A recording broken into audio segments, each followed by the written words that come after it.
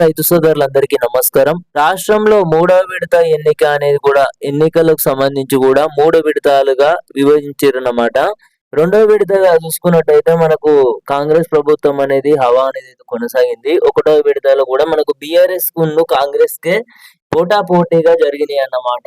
అంటే అధికారిక పార్టీ ఎంతవరకు ఉన్నా కూడా బీఆర్ఎస్ అనేది కూడా చాలా చోట్ల వచ్చేసి గ్రామాలలో మొత్తం పల్లె పట్టాలలో కానివ్వచ్చు, పల్లెలలో మొత్తం హవా నడిసిందన్నమాట. బీఆర్ఎస్ హవా జరిగినట్లయితే తెలుస్తుంది.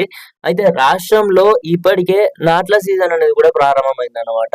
అయితే రాష్ట్రంలో మూడవ విడత పంచాయతీ ఎన్నికల నేపథ్యంలో మనకు రాష్ట్రంలో మూడవ విడత అంటే ఇక ఎన్నికల షెడ్యూల్‌కి సంబంధించి కానివ్వచ్చు, ఎన్నికల కోడ్ అనేది కూడా చూసుకున్నట్టయితే డిసెంబర్ 15న ముగిసిన తర్వాత రాష్ట్రంలో మూడో విడత ఎన్నికల పంచాయతీ ఎన్నికల నేపథ్యంలో పోలింగ్ కేంద్రాలు ఏర్పాటైన స్కూళ్లలో ఇవాళ రేపు సెలవు ఉండనుంది.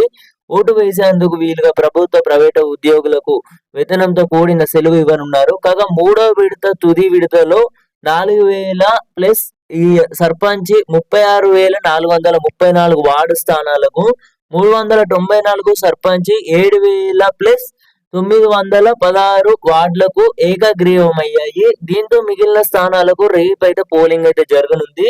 దీంతో మనం చూసుకున్నట్టయితే రాష్ట్రంలో సర్పంచ్ ఎన్నికల వాతావరణం సంబంధించి కూడా డిసెంబర్ 15న ఎన్నికల షెడ్యూల్‌కి సంబంధించి కానివ్వచ్చు, మరలా జెడ్పీటీసీ, ఎంపీటీసీ ఎన్నికలు అనేవి అయితే ప్రభుత్వం ఖచ్చితంగా కూడా నోటిఫికేషన్ వచ్చేసి కూడా విడుదల చేస్తారు. ఖచ్చితంగా ఎన్నికలు అనేవి కూడా పెట్టాల్సిందన్నమాట. ఒకవేళ పెట్టినట్లయితే మరి రాష్ట్రంలో రైతు భరోసా డబ్బులనేవి ఎప్పుడు విడుదల చేయబోతున్నారు? మన ముఖ్యమంత్రి రేవంత్ రెడ్డి గారేమో ఈ 3 విడతలుగా ఇప్పుడు సర్పంచ్ ఎన్నికల తర్వాత రైతు భరోసా అనేదైతే విడుదల చేస్తామని అయితే చెప్పిర్రు.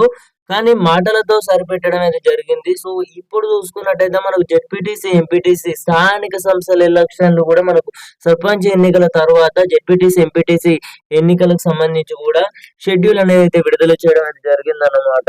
డిసెంబర్ 23న చూసుకున్నట్టయితే నోటిఫికేషన్ వచ్చేసి కూడా రిలీజ్ చేయబోతున్నట్లయితే తెలుస్తుంది. రాష్ట్రంలో ఎంపీటీసీ, జెడ్పీటీసీ ఈ యొక్క ఎన్నికలు అనేవి అయితే ఉన్నట్లయితే రైతు భరోసా అనేది డిసెంబర్ నెలలో కష్టమే అన్నమాట. మరి జనవరిలో చూసుకున్నట్టయితే రైతు భరోసా నిధులు విడుదల చేస్తారా లేదా అనేది కూడా మనకి ఇప్పటి వరకు కూడా ఎలాంటి క్లారిటీ అని ఇవ్వలేదు.